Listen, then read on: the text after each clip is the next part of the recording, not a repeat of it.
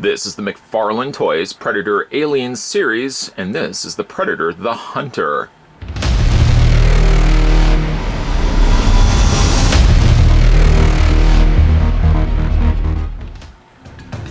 Initially released as part of the Movie Maniacs Series 6 in 2003, McFarlane Toys has refreshed the Alien and Predator line for 2004. Each of the 4 figures has special features, from new paint jobs to accessories, new bases, and different parts that differentiate it from the original.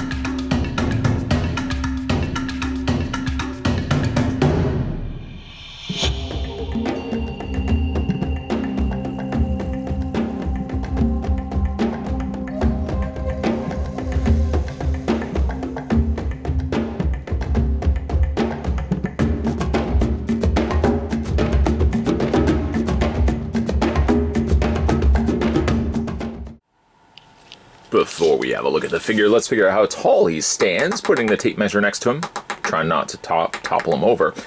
The figure is about 8 inches in height. And to show you how he stacks up versus his Movie Maniacs Series 6 counterpart, there he is next to Predator the Hunter from Predator 2. These figures, to the credit of McFarlane, have a lot of articulation, but boy oh boy are they tricky as heck to get them to stand properly. They are of the same height. I know it may not seem that way. If I just straighten the legs upright, these are the same standing sized figures, even though one does look drastically taller than the other. How about we have a look at the accessories first, and then we'll have a look at the figure itself. First things first, something that I don't think NECA has yet to release with any of their pieces, correct me if I'm wrong, is the little meta pack, the little surgical thing that comes, well, it was in Predator 2 when the Predator is doing surgical work on his injuries. This little thing would open up and he's got the little tools and stuff like that in there. Nothing on here actually moves. Rather, instead, it's a soft rubbery plastic on both sides, but it does look really impressive from McFarlane's work. Nicely done. Again, I don't think NECA has yet to release this accompanying accessory, so what I might actually just do is pillage this and put it on display with the Predator 2 from NECA. There is a little removable little tool, and it just pegs into place there. There looks like there is a secondary hole right here, but I don't see what exactly would peg in there. It's too far away, or too close here, too far away from this one, but it's too close to this middle top part here to put anything in there of significant size. I don't really know, again, what that hole specifically is for. I thought it might be perhaps it pegged somewhere on the figure, but I've yet to find a place that would connect to. So for some reason, you've got a secondary hole there.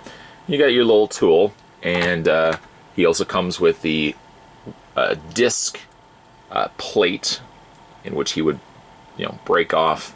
I believe he breaks off bathroom tiles, and then he adds a mixture to that to kind of create a welding compound, something that he could spread on his damaged parts to kind of seal the wound. Again, I don't think NECA has yet to release this with any of their corresponding figures, so might just pillage that.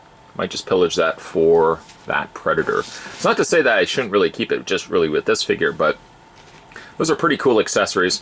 And in all honesty, NECA does produce a better quality piece now. Maybe not back when McFarlane was doing this, but back, now, NECA's producing some pretty cool figures, so I might make use of these accessories for that. Also come included with the Predator is a musket, which we see near the end of the movie. It's a very pale painted musket. It's of a lighter brown. Got some nice rusting in there to the credit of the painters that went in there and did all that. And it has some decorative on the handle portion. Nice looking piece. And then of course one of the other accessories exclusive to this figure versus the one that we got with the Movie Maniacs is a skull. The skull is of unknown origin, not really sure what species this would derive from. Actually, you know what? Looking at it, it looks like it is a Predator skull, so that's my guess. It's very nicely painted, though. A very chalk white sort of base, And then they've gone in there and just dry brushed some additional black just to fill in some of those creases. I guess it does kind of look like a Predator skull. I'm sure somebody down below will tell me, yes, it is, in fact, a Predator skull. And then the one thing that he does come included with, that came included with the movie Maniacs release, is the disc. The disc is still a pain in the butt to actually put on the figure. And he does also have the little disc holder in which you can peg this into place. The little hole, and of course the peg right there will tell you exactly how it snaps into place. And I have to say, it does stay well in there. I don't know why it leaves such a gap the way it does. Like, it doesn't seem to permanently want to stay in place. It creaks, it squeaks, but it does stay in place a lot better than the one that came with the movie Maniacs Predator. Okay, so let's have a look at this figure. Now, pleasantly surprised was I, because I completely forgot that this guy was supposed to have a helmet. If you look at the beginning of this review, you don't have to do it just yet, but if you look at the beginning of this review, the packaging, you'll see that he doesn't look like this. It turns out that the helmet is behind the figure. When you get it out of packaging, I thought something was loose initially. I'm like, oh no, what is broken? No, in fact, it is the helmet. The helmet mask sits behind the figure when you get it out of packaging. And then it's only immediately that you see it's attached. It looks like it's attached by like two thin, kind of a rubbery ropes here. I don't think the intent is that they are supposed to be removed. I would say you should detach this. So you just have to kind of stretch it around. And it form fits. There's the interior of the plate. It sort of just friction forces and stays in place by that route. Now the mask does, I will admit, look a little on the big side. Yeah, I don't think it should be this big, and probably a lot of that is just due to the fact that the dreads are so close to the figure's head that it looks like the helmet kind of just dominates everything. If the dreads were slightly more looser or broader, maybe they spread out a little bit more on the sides, it probably wouldn't look as big as it does. The coloring does look good, although I do feel like it may be a little on the dark side when it comes to the helmet. You get just that little bit of copper color, which really should be the majority of the color of the mask, and yet ultimately it's really only here that you get that copper. The rest of it almost looks like it's been charred, like you've taken a hot heat source to it and you've burned it. At least that's the look that I'm getting here. This color here probably could have made a couple more of appearances around the lower area of the face so it wasn't such a dark presentation. Let's go ahead. I'm going to take the helmet off here and we'll compare it to the movie Maniacs, because one of the other drastic changes between the two figures, movie Maniacs Series 6 on this side, is the fact that the jowls, the mandibles, are open on the movie Maniacs here to your left. On the right, you can see that they are closed up. They're closed for the day. Shopkeep's gone home. I like that they are drastically different from one another. Unfortunately, though, the eyes still get lost. I don't know what's happened with the eyes. They're somewhere in there, but you can barely make them out. Paint is otherwise pretty clean, but there's just so much paint that's happening on here. And they've also given a sheen that, unfortunately, a lot of the details just sort of get lost in the process. Not a bad head sculpt for its time, taking nothing away for the year in which this figure was released. I mean, if it's dated, if the packaging is showing 2004, we're of course in 2018 right now, unless for you it's 2024, you're a time traveler. Tell the world the news of the pending doom. But 2018, that's a 14-year-old figure. Not a bad head sculpt though. Vast improvements have been made over the years from, say, the likes of NECA, but back in the day, not a bad looking head sculpt for what we would have gotten for a figure like this. Now, if we look at the rest of the figure's body, I don't know why I pulled away that figure so quickly. The bodies are identical to one another. The armors are identical to one another, except for, again, paint variations. This one here has more of almost like an oxidized green that's been added to the armor, whereas this one here just kind of keeps it very dark and rooted in browns. Same can be said for the front plate here. There's more of a darker brown here. We've got a little bit more of the blues happening here. Other than that, the figure looks pretty identical.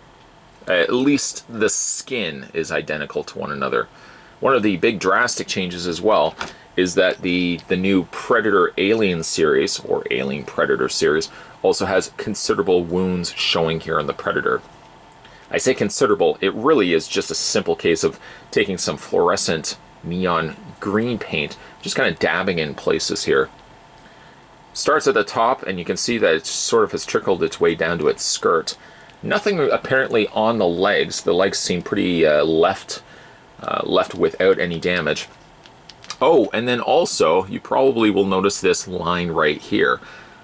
One of the other exclusives to this particular figure is that you could actually take its arm right off. A nice look. And a good way to separate this from the existing Movie Maniacs figure. This definitely would look very uniquely different. I mean, again, you're looking at it side by side. Oh, which one is the, the newer figure? Well, it's the one that's got the missing arm. Very nicely bright green paint that's been added on the interior. And I like the fact that they did give you the options to reattach the arm. Although sadly, taking and leaving the arm off, you see two big noticeable holes. It kind of looks like a bowling ball missing a third hole. You can put the hand any which way that you want. The easiest way I find to line up everything and make sure it's is facing the right way is looking at the console here. Now this console does not lift on this figure simply just because the way that the arm's been sculpted. And just kind of line the two pegs up to the peg holes and just kind of attach it in place. You're always really going to get a permanent seam line. There's not really much that you can do about that, but at the very least, you've got a figure that has something that can be removed from him. He also has his plasma caster on the back side here, and it doesn't so much as the other figure had the same issue. It doesn't so much slide up and down the track. It's just sort of the indication that a track should exist. It really just only pegs on the top there. You can't move it down like you would say with the NECA releases. This swings up and attaches to the top. It doesn't really even so much attach. It sort of just sits on the shoulder, do anything. So a lot of times it may just flop around. Kind of wish that it was something that could peg into place, not simply just something that's going to sit loosely and idly by like this. As for the figure's articulation, it's pretty much the same as the other figure that we had already looked at, this one being right here. The identical, you'll see it really from head to toe, identical posability. His head rotates back and forth via a ball joint. I thought there might actually be two ball joints, one on the top, one on the bottom, but I think it's only the bottom one that gets that posable hinge, that ball joint hinge there. The shoulders do have an arch back and forth. It's got a shoulder blade crunch. This arm, for some strange reason, is extremely stiff. I still can't move it. I've been kind of playing around with this figure for like the last little while, and I still can't move that arm. I'm not going to force it because we know what happens when you force a joint. It may potentially break off. So take my word for it that the shoulder blades do move forward and back. Then you've got the hinge joint happening on the top of the shoulders. Rotation back and forth there. That can also hinge outward. Sadly, you've only got a swivel cut on the forearm. So if you move it, it's going to look disjointed. It's going to look like it's broken right off. So you kind of have to keep it this way to line it up, which means that the arm is always going to stick up. Kind of sucks. Let's not also forget for the fact that he does have the retractable blades. These blades are warped. I don't know why they got as warped as they did. Well, I do know why. It's the packaging. It's just the way it was stored away. I'm pulling it by the blades because I learned my lesson the last time. I pushed this up with the classic Predator and I broke that peg clean off. So now I'm actually just pulling it by the blade rather than pushing this up. This doesn't seem like it's the most strongest bit of plastic. That's going to break right off. Both arms, like I said, do have motion back and forth out. They have a swivel on the bicep, single swivel on the hinge right there on the forearms, and the hands. Even for this one that has the severed arm here, you can still rotate the actual hand, so I like that. He has an upper torso ball joint. Doesn't really move too much though. Upper torso crunch, lower torso looks like just a swivel cut. Legs split out, forward and back. I know what you're saying. I know what you're saying. That's McFarlane Toys. I know. I wish more figures back in the day could have done this. Swivel on the mid-cut of the thigh, a single hinge on the knee, and then you've got a very generous amount of posability in the foot. No, you don't have an ankle pivot necessarily, but you can rotate the feet all the way around, and you can hinge them back and forth. So there, in a nutshell, let's just put them side by side. There, in a nutshell, is the Alien Predator, or Predator Alien line from 2004. Next to the movie Maniacs Series 6, City Hunter or Predator the Hunter. So you can see side by side.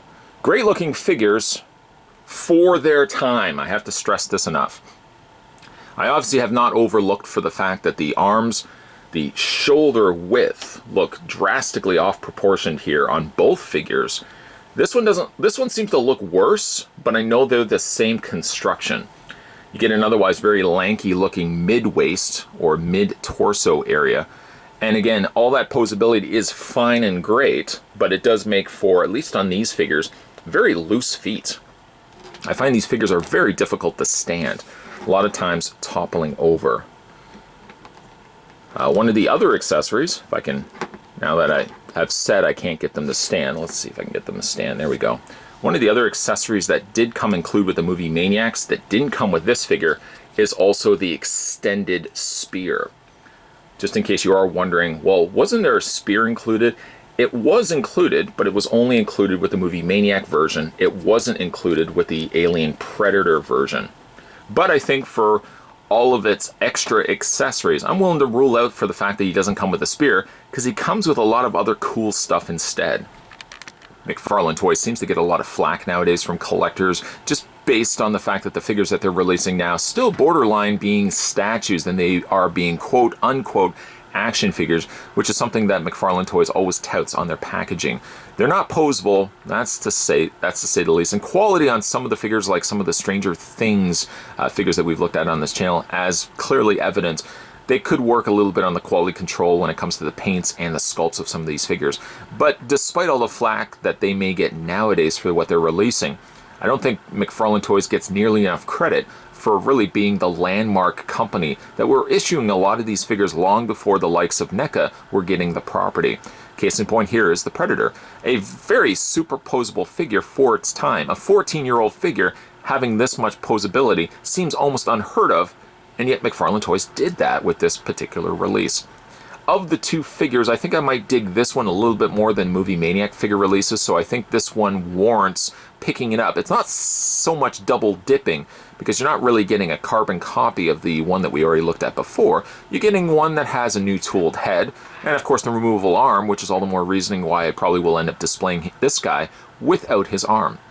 The added bonus is accessories that I may very well just pillage and put with some of my NECA releases instead, because I have yet to see some of these accessories, being the Meta Kit, for example. I don't think I've seen that one yet with a NECA release. If there has been, then I'm wrong. But there's a lot of, again, mileage to these particular figures. Some of them do feel dated.